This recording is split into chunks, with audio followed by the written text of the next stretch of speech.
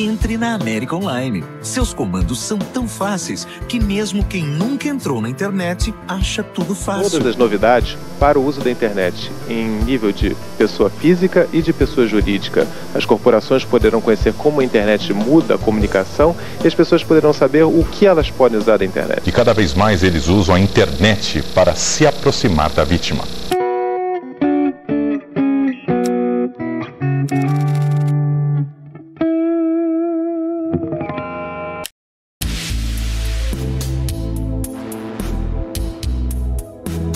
Sendo uma das principais redes sociais do planeta, o Facebook tem uma moderação bem rígida e restrita comparado com a moderação de outros sites como o 4chan e o Reddit.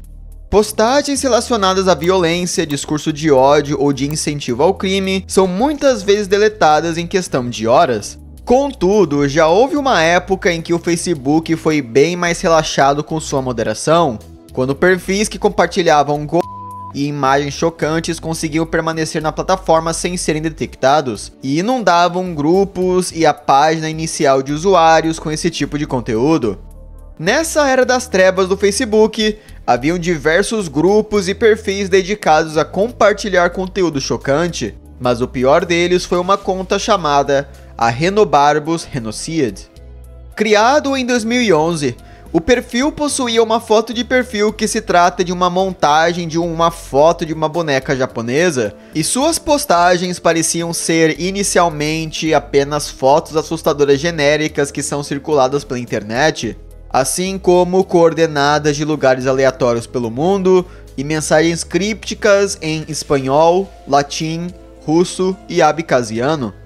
Contudo, o perfil então começou a publicar imagens gráficas de cadáveres, mortes e cenas de crime em sua galeria e em outros grupos pelo site que a conta participava.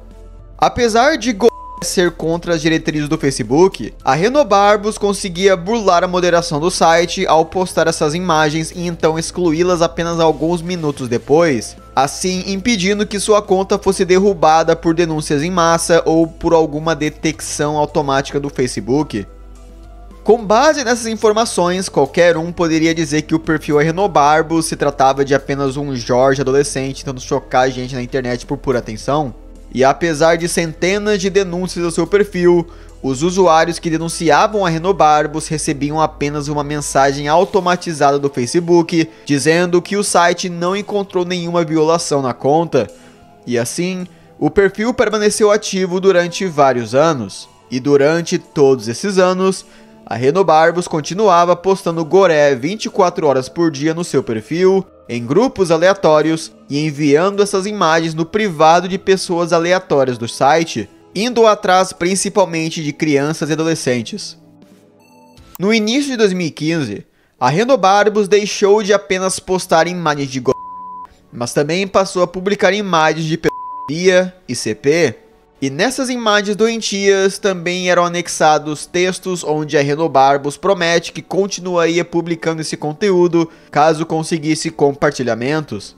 Pessoas que seguiam a Renobarbos no Facebook ou interagiam com seus posts passaram a receber convites para um grupo privado chamado Beatos a Renobarbos, dedicado a compartilhar imagens de e conteúdo ilegal, onde membros eram instruídos a usarem a tática de postar e excluir para burlar a moderação do Facebook, assim como o próprio Renobarbos fazia com sua conta. Com isso, ficou evidente que o homem por trás da conta Renobarbos não se tratava apenas de um Jorge qualquer, mas sim de um criminoso que agora estava usando dessa brecha na moderação do Facebook para divulgar, distribuir e adquirir conteúdo ilegal para pedófilos.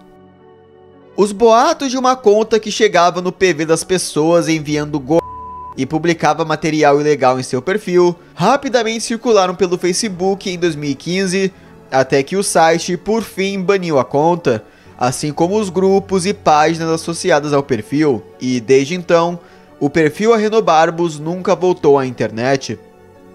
Alguns meses depois, o youtuber venezuelano chamado Dross.Zank fez um vídeo sobre o caso Renobarbos, que rapidamente viralizou e hoje tem mais de 5 milhões de visualizações. Esse caso acabou ficando muito famoso na internet anglófona 2 anos depois, em 2017, graças a um vídeo do youtuber Scare Theater, e depois, em 2023, quando a foto do perfil de Arenobarbus foi incluída em um jogo viral do Roblox chamado Nikos Next Bots, como uma espécie de bicho que te segue pelo mapa e te mata instantaneamente se te encostar.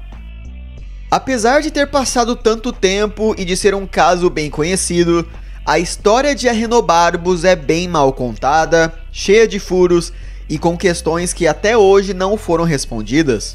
Em vários artigos e versões da história que são circuladas, é dito que o usuário Arenobarbus já era um usuário conhecido de fóruns da Deep Web e que ele até chegou a ser infectado por um trojan de um hacker conhecido na comunidade, mas o hacker então descobriu que o homem por trás do perfil Arenobarbus era um homem da Abkhazia que usava um Linux 98 ligado 24 horas por dia e que se conectava na internet por meio de um, entre aspas, VPN da Tor Network, o que faz dele um dos administradores da Deep Web, fecha aspas. Apesar dessa história não fazer muito sentido, ela foi repercutida como verídica em artigos e vídeos sobre o caso do Arenobarbus. Contudo, a única fonte para essa história é um post aleatório do 4chan e um blog hispânico aleatório. Uma teoria bastante plausível sobre o caso do Arenobarbus é que na verdade tudo foi uma grande trollagem de grupos de shitpost hispânicos do Facebook. Toda essa história que eu contei sobre o caso de Arenobarbus surgiu por meio de supostas testemunhas, postagens no Facebook sobre a conta e afirmações feitas pelo Dross em seu vídeo. Essa história foi então repercutida por youtubers como o Scare Theater e se tornou uma espécie de versão oficial. Contudo, de acordo com os canais hispânicos El Recopilador e Sid Vicious, Arenobarbus Renocide na verdade era um perfil falso de um homem chamado Andrés Viajero, pois ele era o administrador daquele grupo e porque a conta oficial do Arenobarbus respondia Andrés no Facebook de forma normal. Então, grupos de shitpost da internet hispânica como as chamadas Seguidores de la Graça, Legion Hook e Negrosserias compartilharam imagens de denúncia a essa conta que supostamente postava goré e conteúdo ilegal. O objetivo dessa trollagem seria montar uma lenda urbana por trás dessa conta para assustar os normies e ver até onde a história chegava. E eles conseguiram isso quando o Dross, um youtuber gigante, fez um vídeo sobre essa trollagem como se fosse algo verídico. Uma evidência exibida pelo Sid Vicious que a conta Arenobarbus se tratava de apenas um troll é essa suposta print onde Arenobarbus entra em um chat e admite que era tudo trollagem. Mas a veracidade dessa print é duvidosa. Apesar de inicialmente ter parecido um caso pesado, eu pessoalmente acho que esse é o caso mais leve do vídeo, pois provavelmente se trata de apenas uma creepypasta que enganou youtubers gigantes da internet gringa e se tornou uma verdade incontestável graças ao jogo de telefone sem fio que é a internet. E como diria o grande filósofo MC Zóio de Gato, uma mentira dita várias vezes torna-se verdade.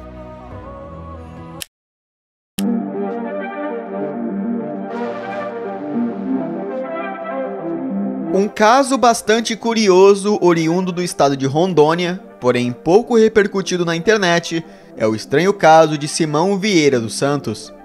Sua primeira conta em qualquer rede social até onde sabemos foi no Instagram, onde sua primeira postagem em outubro de 2023 exibia um céu estrelado. Sua postagem seguinte exibe uma print de seu celular com uma imagem de sua galeria que parece ser um desenho estranho, e depois Simão postou uma foto de maior qualidade desses desenhos estranhos no seu Instagram. A conta então postou esse mesmo desenho de novo, e de novo, e de novo, e de novo, e de novo, e de novo, postando a mesma imagem várias e várias vezes, ao lado de fotos do Simão e daquilo que parece ser a sua casa. Posteriormente, Simão, entre aspas, atualizou essa foto do desenho, adicionando um número de telefone e duas fotos 3x4 ao lado dele. Após um ano postando esse desenho várias vezes por dia, Simão passou a publicar imagens do Google Maps, destacando estranhas localizações na zona rural de Rondônia. Existem 4 dessas imagens que foram então repostadas pelo Simão centenas de vezes pelo seu Instagram. Usando geolocalização e analisando os padrões do terreno na imagem por satélite, é possível encontrar os pontos marcados por Simão. A primeira imagem é a mais importante e também a mais fácil para determinar a localização, visto que dá para ver claramente o nome da cidade de Rolim de Moura. A segunda imagem se trata de um zoom naquele ponto marcado pelo Simão na primeira imagem. Os dois pontos marcados se tratam de uma chácara no meio do matagal e mais uma chácara menor ao norte, próximo da estrada. A terceira imagem exibe a chácara maior. Apesar de ser próximo de Rolim de Moura, essa localização na verdade fica dentro do território do município de Cacoal, aquela mesma cidade listada no desenho que Simão postou milhares de vezes. A quarta imagem é talvez a mais enigmática, pois ela exibe 3 pontos marcados no mapa, formando uma linha reta entre elas, e uma legenda inserida pelo Simão que diz 385,62 km. A imagem não possui nenhum rótulo de cidades ou localizações, mas podemos ver que ainda se trata de Rondônia, porém com um zoom para fora. Usando as características e formato do terreno como referências, podemos determinar as seguintes localizações. O primeiro ponto é o mais fácil de descobrir e é simplesmente aquela mesma chácara do Simão, evidenciado pelo ponto azul. O segundo ponto marca uma vasta área ao nordeste do bairro de Nova Vida da cidade Ariquemes.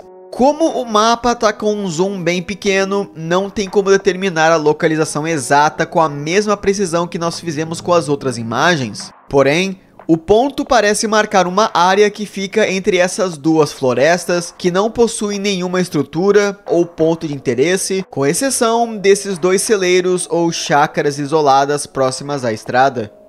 O terceiro e último ponto marca a cidade de Porto Velho, mas é impossível determinar a coordenada exata, pois o terceiro ponto é grande demais no mapa, então sabe-se apenas que é Porto Velho. A distância entre o primeiro e último ponto é bem maior que 385 km, o que significa que esse número não é a distância ou tamanho do trajeto, e nem a distância entre cada ponto, mas sim alguma outra coisa. Não dá para saber que é isso que o número se refere, porém 385 km é exatamente a distância entre a chácara de Simão e a Floresta Nacional do Jamari, que é isolada e inabitada por seres humanos, com exceção de uma mineradora de estanho que opera no lugar. Apesar do Instagram ser seu perfil principal, Simão também criou um perfil no Facebook, um grupo do Facebook e um canal no YouTube. Contudo, o conteúdo de seus perfis nesses outros sites é o mesmo de seu Instagram, no caso, postagens com aquelas coordenadas e aquele desenho estranho.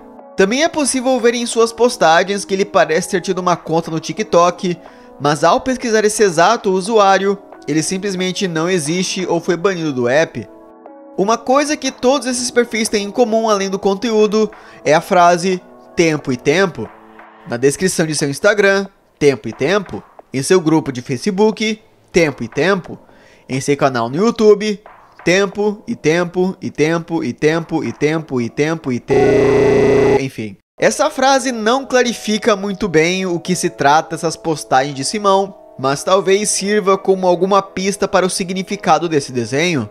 Na minha análise pessoal, a ilustração de Simão parece exibir o seguinte: o homem desenhado é claramente o próprio Simão. Essa linha que forma o delinear do cabelo do homem ilustrado também deve ser uma linha do tempo, começando do ano 0. Esse primeiro, segundo e terceiro se referem a eventos que ocorreram em datas específicas. O primeiro acontecimento ocorreu em 2019 em Cacoal, como é listado. O segundo e terceiro eventos não ocorreram ainda, pois são exibidos bem mais pra frente na linha do tempo e não possuem uma legenda com data específica, ao contrário do primeiro que ocorreu em 2019 em Cacoal. Nós podemos conectar esses eventos profetizados com as 3 coordenadas que Simão publicou em suas redes, dando a entender que os próximos eventos irão ocorrer em Ariquemes e Porto Velho. Até os dias atuais, Simão segue postando em seu Instagram com aquelas mesmas postagens, e se houver alguma mudança ou descoberta, eu atualizo vocês ainda aqui nesse canal.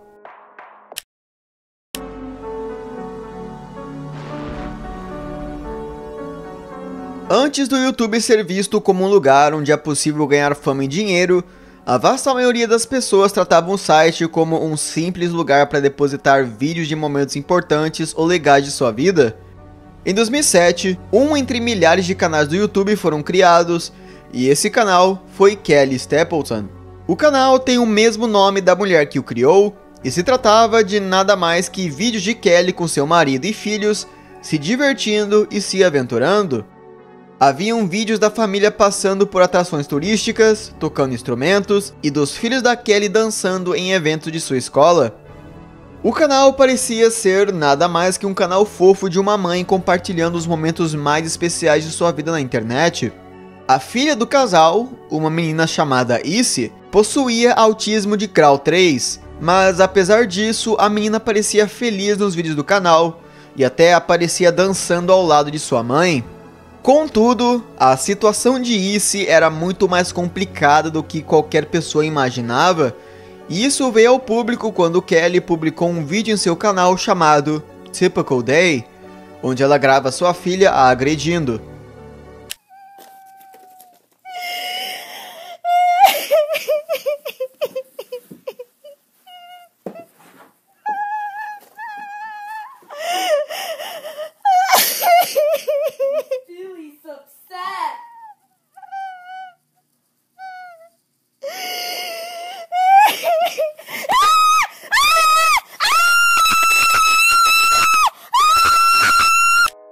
No blog de Kelly, ela fornece mais informações sobre o que aconteceu.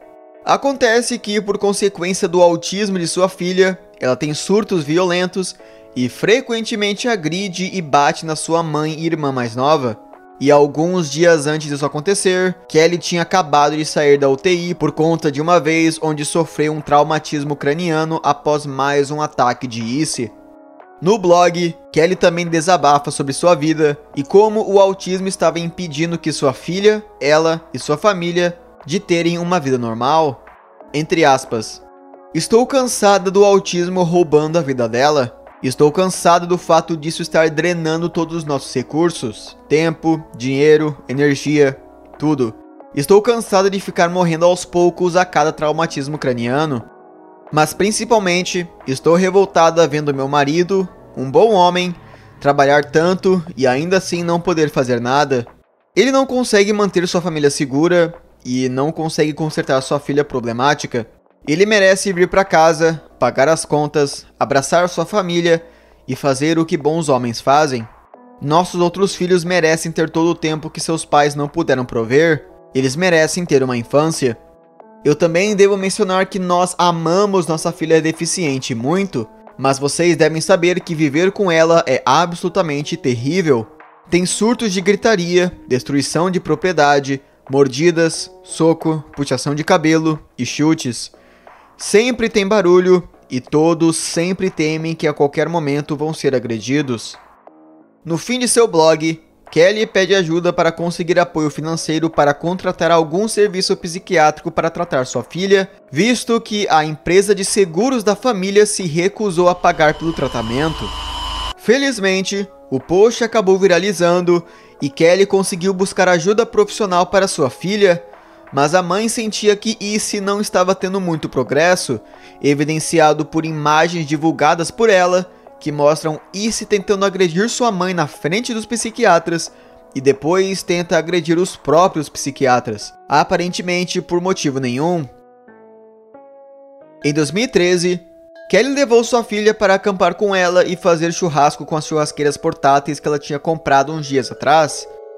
Ao chegar no local isolado, Kelly fez sua filha dormir com doses pesadas de um medicamento, ligou as duas churrasqueiras dentro do carro e se trancou lá dentro junto com sua filha para matar ela e a si mesma de intoxicação de monóxido de carbono.